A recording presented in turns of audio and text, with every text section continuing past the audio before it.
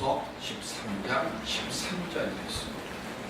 고린도후서 13장 13절 말씀.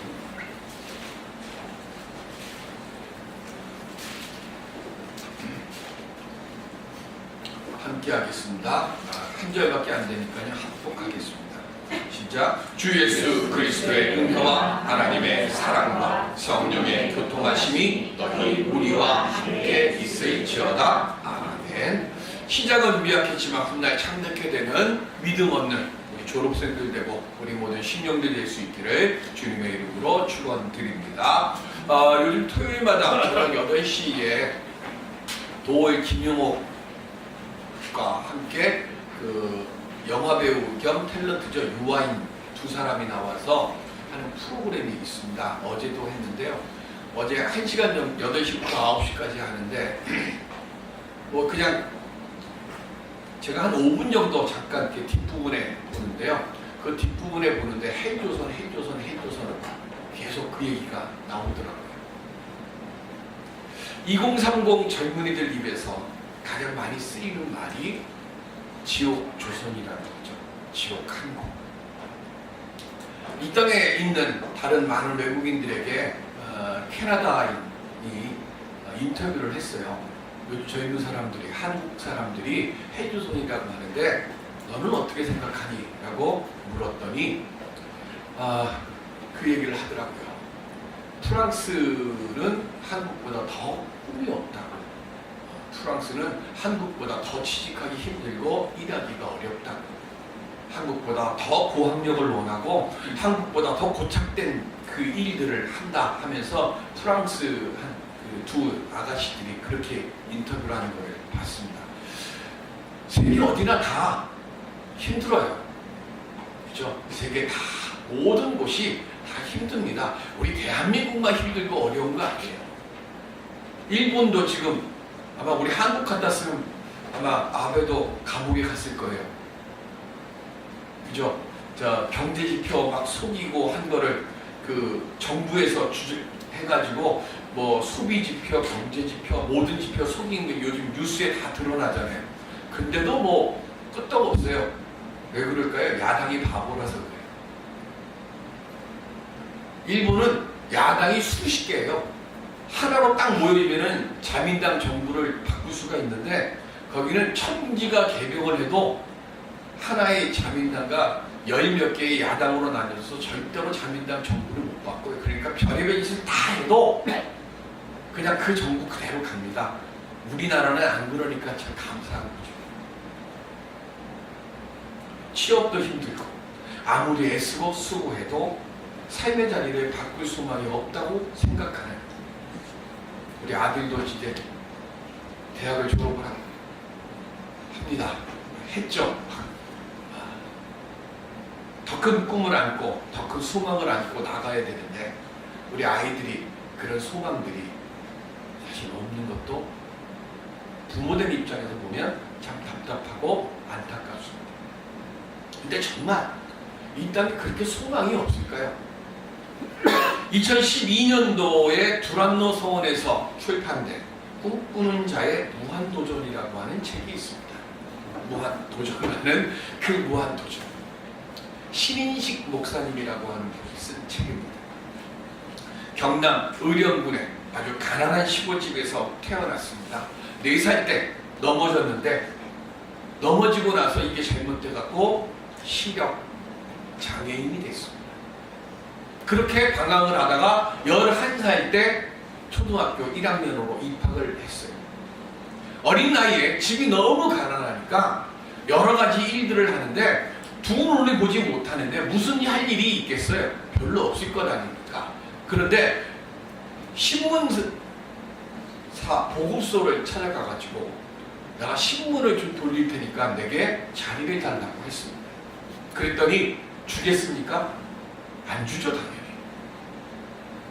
몇 번을 찾아갑니다. 할 수 있다고. 그래서 그래, 그러면 150집을 줄 테니까 네가 한번 배달을 해봐라고 이야기를 했어요. 그날 150집의 배정을 받은 날 옆에 손을 붙잡고 안내를 폈습니다. 이 집, 이 집, 이 집, 이 집. 150집을 머릿속에 그날 저녁에 다 외우구나. 그 다음날부터 새벽에 나가서 신문을 돌리는데 처음엔 3시간 걸렸대요. 엉뚱한 집에 간 적도 없고 가야 될 집에 빠진 것도 없이 정확하게 소경이, 그도 14살, 15살밖에 안 된 그 어린아이가 150집의 신문을 돌렸습니다. 그리고 초등학교 6학년이 되더래요. 좀 나이가 많죠? 11살에 들어갔으니까. 그래봐야 16살. 그 어린아이가 폐결핵에 걸렸는데 병원에 갔더니 앞으로 6개월밖에 살지 못한다고 의사가 이야기를 하더라고요. 그 6개월 시한부 판정을 들은 이 어린 소년이 그 절망적인 상황에서 하나님께서 함께 하시면 나를 낫게 해주실 것이라고 믿고 믿음으로 기도에 집중했대요. 그 어린아이가 그리고는 4년 동안을 처절하게 기도 속에서 싸웠는데 4년 뒤에 병원에 갔더니 의사가 더 이상 병원에 안 와도 된다고 하더라고요. 1994년에 세계 최초의 무형 도서관인 종달새 전화도서관이라는 것을 만들었습니다. 인터넷으로 쳐보세요. 종달새 전화도서관. 그러면 신인식 목사님 얘기가 나와요. 시각장애인들에게 불편함이 없이 정보에 접근할 수 있도록 만들어놨습니다. 신인식 목사는 이렇게 이야기합니다. 고난의 비바람이 몰아칠 때마다 절망되시며 하나님이 세워주신 계획에 편안히 몸을 싣고 기도를 드립니다. 그러면서 나는 감사 부자, 행복 부자입니다 라고 썼습니다. 믿음이 뭡니까? 믿음이란 소망 없고 내일이 없는 것 같은 그 상황 속에서 하나님께서 함께 하시면 소망이 만들어지고 그 소망이 현실로 바뀌어지는 것을 믿는 것. 이게 믿음 아닙니다. 오늘 졸업 예배를 드리는 우리 어린 친구들, 젊은 친구들, 믿음 갖기를 바랍니다. 다른 것 아니고 우리 모두 다 소망을 갖고 그 소망을 현실로 만들 수 있는 그 힘이 있는 믿음을 갖는 우리들이 될 수 있기를 바랍니다. 스스로 현실 도피하거나 낙심하거나 절망하거나 좌절하지 마세요. 내가 아파하고 어찌해야 할 바를 몰라하는 그 자리에서부터 하나님의 돌보심과 하나님의 도우심의 역사가 반드시 함께 시작하고 있는 줄로 믿습니다. 이 시간 그 은혜를 매 순간마다 느끼며 고백할 수 있는 우리 모두가 될 수 있기를 주님의 이름으로 축원드립니다. 오늘 본문은요, 매주 우리가 듣는 말씀이에요. 그렇죠? 언제 해요? 축도의 말씀이 바로 오늘 우리가 함께 봉독했던 고린도후서 13장 13절 말씀이에요. 그리스도인의 신앙이 성립되는 가장 근본적이고 기초적인 영적 조건이 바로 고린도후서 13장 13절입니다. 왜 예배의 맨 마지막 시간에 축도, 축복 기도로 끝낼까요? 미국 사람들은요, 예배 시간에 아무리 뭘 해도 반드시 맨 마지막 축도는 듣고 갑니다. 그러니까 예배 시간에 늦게 오는 사람들이 많아요. 미국 가서 예배 드리다 보면 그 왜 오느냐? 축도 받으려고. 그만큼 축도에는 왜 그렇게 오려고 할까요? 우리 삶의 일생은 끊임없이 시험에 시달립니다. 물론 내 자신이 부족하고요, 내 자신이 모자라서 시험에 빠질 때도 있어요.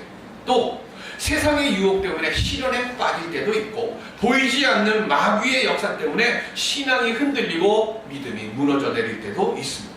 그런데 이런 모든 시험을 이기고 우리의 신앙이 든든히 서며 내 영혼을 온전히 지탱해 줄 수 있도록 힘을 주는 것이 바로 축도이기 때문에 그래요. 내 힘으로 풀기 어려운 문제를 내 힘으로 감당하기 어려운 시련들로 내가 고통당할 때 그때 하나님의 은혜만이 내 모든 문제의 해결책이 되기 때문에 그걸 지금 사도 바울은 신약 성경에서 제일 긴 책이 고린도서시예요. 그죠? 고린도전서가 16장, 고린도후서가 13장이에요. 두 개 합치면 29장에 신약에서 제일 길어요.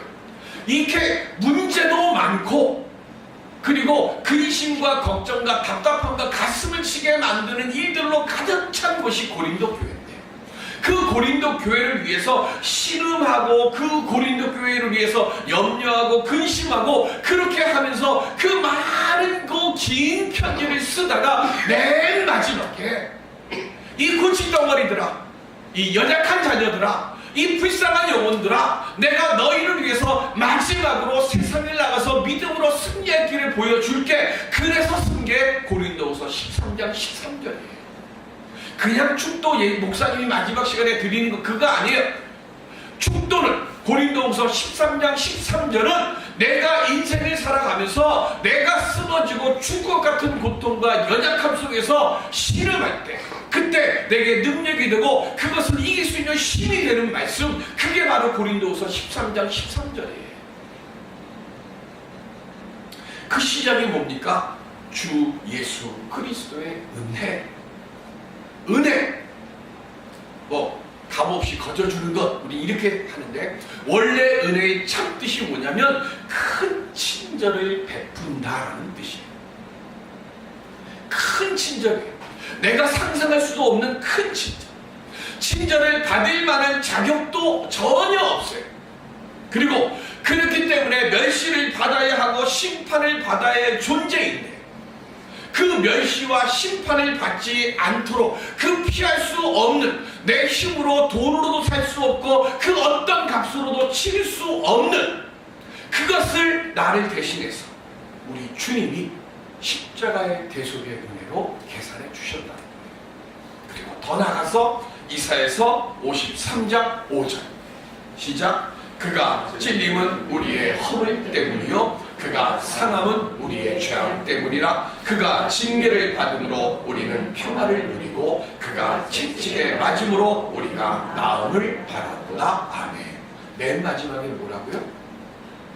그가 채찍에 맞음으로 우리가 나음을 받았구나.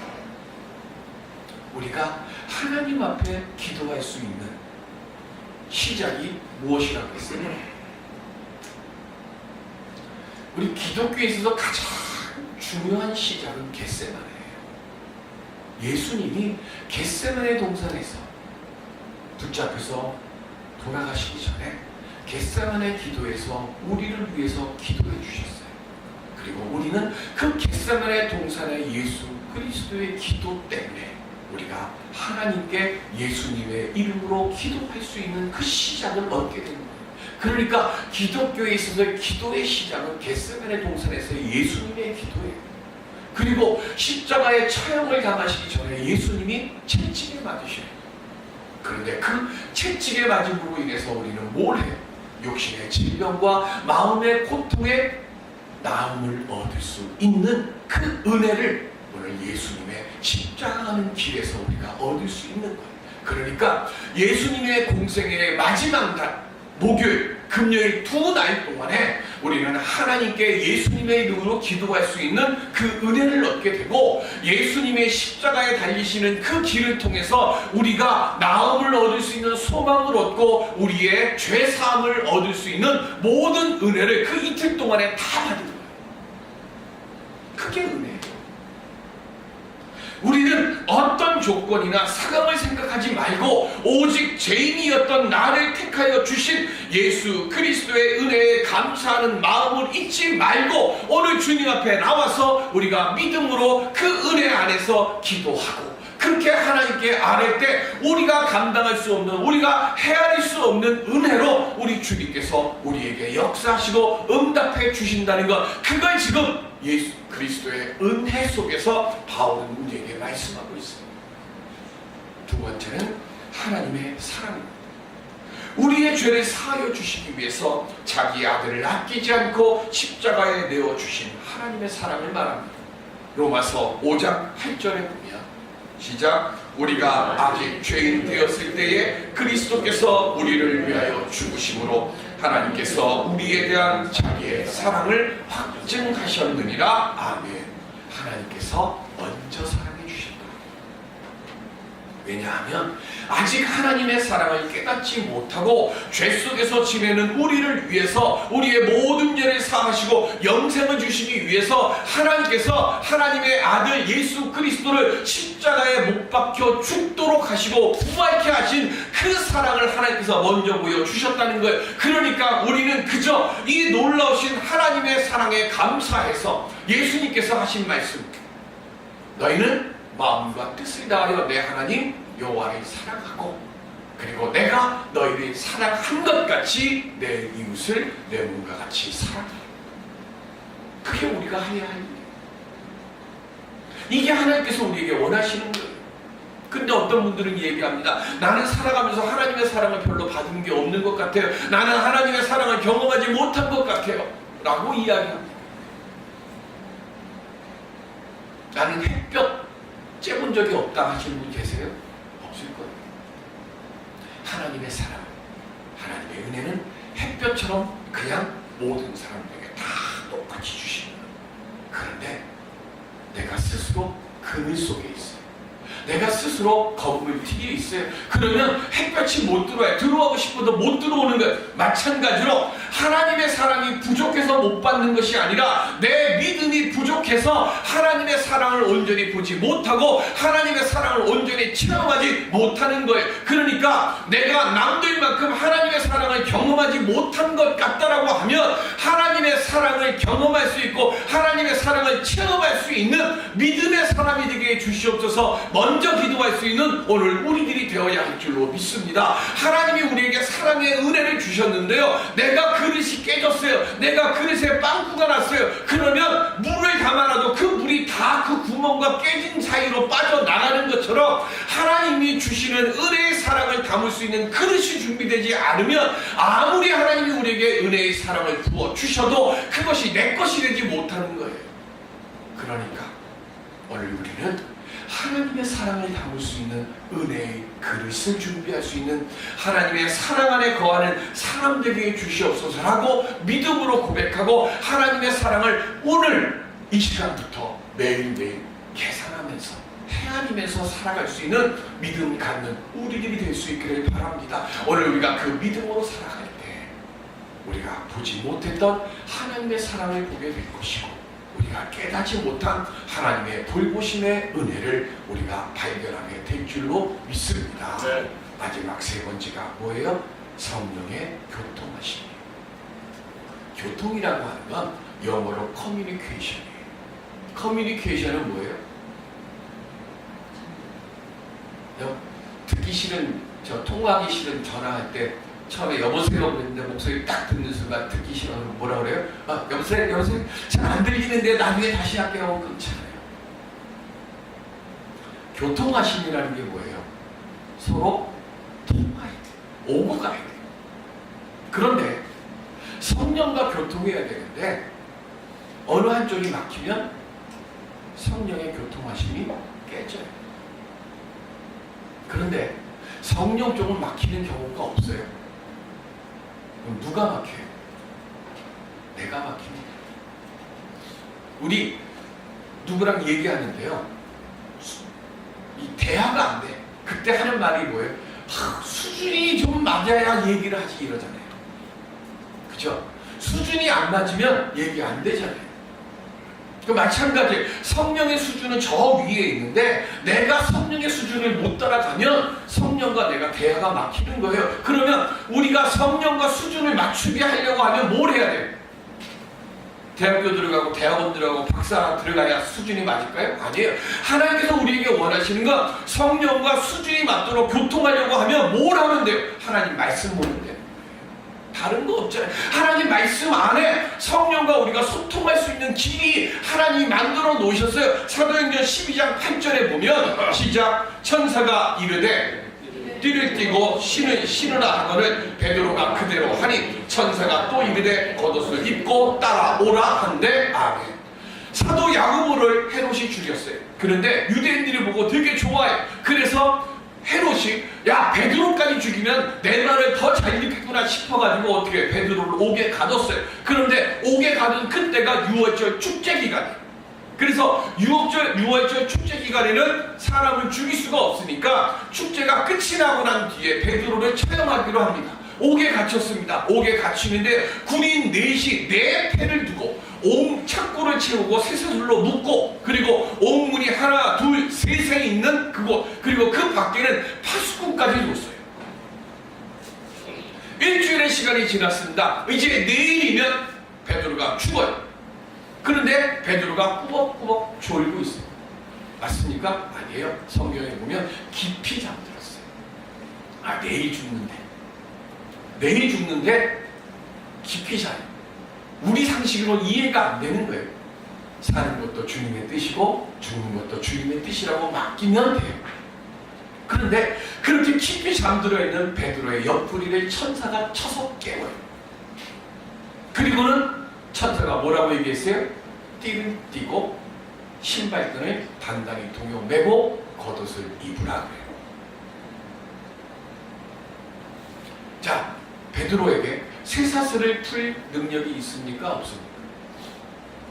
옥문을 열 능력이 있습니까? 없습니까? 옆에서 같이 있는 군인들과 그리고 문 밖에 있는 파수꾼의 눈을 피해서 옥 바깥으로 나갈 능력이 있습니까? 없습니까? 없습니다. 하나님도 마찬가지예요. 우리가 할 수 없는 것 하나님이 우리 보고 하라고 말씀 안 하세요. 하나님이 우리에게 원하시는 건 뭐예요? 천사가 베드로에게 한 말이에요. 뭐 하라고요? 띠를 띠고 신발끈을 단단히 동요 매고 옷을 입고 따라오라 해요. 옥문은 누가 열어요? 쇠사슬은 누가 풀어요? 군인들과 간수와 파수꾼들의 눈에 들키지 않게 하고 옥 바깥으로 내보내게 하는 건 누가 하는 거예요? 그건 하나님이 하시는 거예요. 5만 번 기도 응답 받은 조지 물러 목사님이 인생 3대 원칙이 있습니다. 그게 뭐냐면, 첫 번째, 하나님을 절대 앞서지 말자. 두 번째, 예수 그리스도를 절대 앞서지 말자. 세 번째, 성령님을 절대 앞서지 말자. 세 개인데요, 사실은 하나죠. 뭡니까? 하나님이 하실 일을 가지고 내가 판단하고 스스로 낙심하고 절망하지 말라는 거예요. 하나님이 하실 일은 하나님이 하시는 거고요, 내가 할 일은 내가 하는 거예요. 우리는 죄의 사슬을 풀을 능력이 없습니다. 그죠? 우리는 영혼을 구원시킬 능력 없어요. 그건 누가 하는 거예요? 그건 하나님이 하시는 거예요. 그래서 하나님께서 그 일을 행하셨어요. 뭐를 통해서요? 예수 그리스도의 십자가의 은혜로 우리를 하여금 뭐예요? 죄의 사슬을 풀게 했고 죽음의 사슬을 예수 그리스도의 그 십자가의 보혈의 은혜로 풀어주셨어요. 그러면 우리가 해야 할 일이 있어요. 내가 해야 할 일, 그게 뭐예요? 띠고 신발끈 단단히 동요 매고, 하나님께서 우리로 하여금 야 자꾸 풀렸어, 옥문 열었어, 그러니까 나가라고 이야기할 때 나갈 수 있어야 되는 거예요. 그건 뭐예요? 그건 어디서 일어나요? 그건 성령의 교통하심 안에서 일어나는 거란 말이에요. 오늘 우리는 아무것도 안 하고 하나님 다 해주실 거로 믿는 것, 그건 믿음 없는 거예요. 하나님이 하실 일을 내가 하겠다고 하는 것, 그것도 믿음 없는 거예요. 하나님이 하실 일은 하나님이 하시게 하고 내가 해야 할 일은 내가 해야 하는 거예요. 창세기에 보면 소돔과 고모라가 멸망할 때 하나님께서 불로 심판하실 때 롯과 그 식구들에게 하나님께서 뭐라고 말씀하세요? 빨리 저 앞 산으로 가라 그랬어요. 그때 롯이 뭐라고 얘기해? 우리 저 큰 산까지 못 갑니다. 그러니까 저 앞에 보이는 조그만 작다라고 하는 소알이라고 하는 곳으로 가게 해주세요 그랬어요. 그랬더니 하나님 뭐라고 그러세요? 그래, 그 소알이라고 하는 곳으로 갈 때까지 내가 심판하지 않을게. 그런데 한 가지 조건을 줬어요. 그 한 가지 조건이 뭐예요? 뒤돌아오지 말라는 거예요. 롯과 두 딸은 허리띠 단단히 동여 맸고 신발끈 단단히 조아 매었기 때문에 소알에 가서 무사했어요. 그런데 롯의 아내는 어떻게 됐습니까? 창세기 19장 26절 시작. 롯의 아내는 좀 떨어졌어요? 아닌가 보네. 예, 창세기 19장 26절.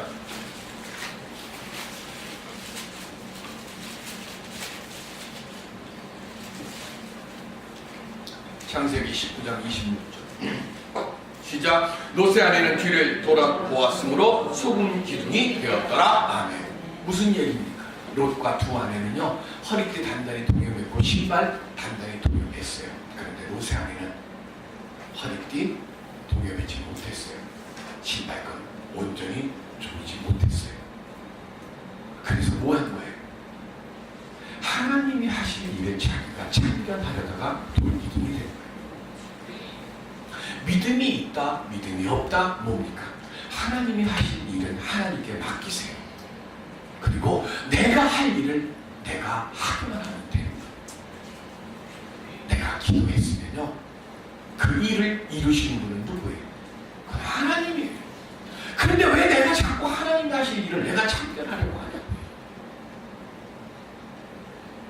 하나님 우리에게 말씀하세요. 우리가 할 일은 허리띠 동이고 신발끈 단단히 조여 맨 거예요. 가다가 옥 부러져 갖고 롯의 아내처럼 뒤돌아서 돌로 되지 말고요. 하나님이 말씀하신 것 하나님이 이루어 주실 줄 믿고 하나님께 맡기는 믿음부터 시작하시길 바랍니다. 성경을 찾으실까요? 전도서 7장 8절.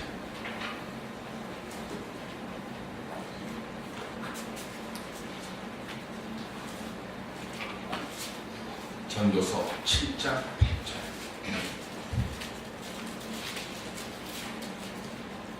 시작. 일의 끝이 시작보다 낫고 참는 마음이 교만함보다 나으니. 아멘.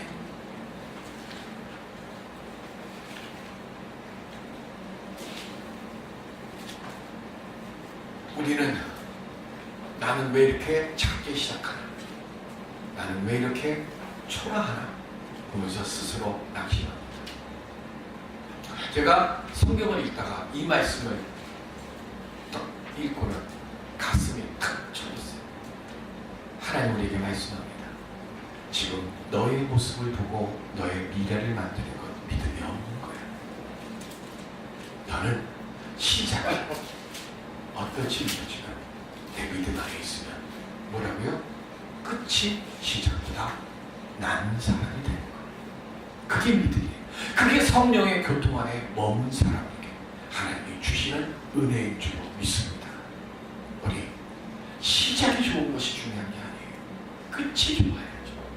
시작의 모습은 어떠할지 몰라도 내가 비록 연약하고 내가 비록 부족하고 내 앞에 꿈이 보이지 않는 것 같은 현실이 있다 할지라도 하나님이 나와 함께 하시면 하나님은 반드시 시작보다 지금보다 끝이 나도록 내게 능력으로 임재하시고 내게 성령으로 동행해 주시고 내게 그 은혜의 열매를 따서 맛있게 먹을 수 있도록 하나님께서 내게 은혜를 주실 줄로 믿습니다.